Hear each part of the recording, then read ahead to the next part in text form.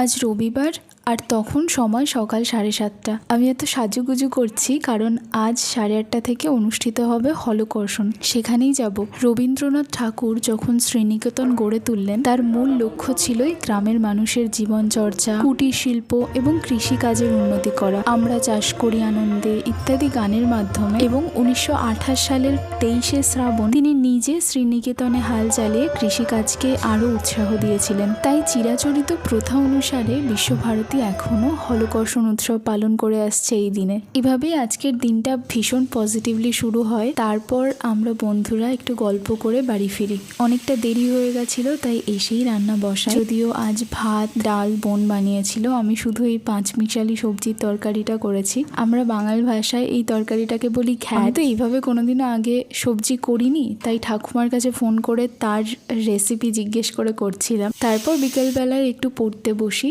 আজ ফাইনালি আমার থাইরয়েড হরমোনের লেকচারটা শেষ হয়েছে, যেটা সেই কোন যুগে শুরু করেছিলাম, আর একটা নতুন লেকচারও আজকেই স্টার্ট করেছি। তো এভাবেই শেষ হয় আমার আজকের দিন এবং এবারের উইকেন্ড। এরপর আমি রাত্রের ডিনারও বানাবো। তো ব্লগটা এখানেই শেষ করছি।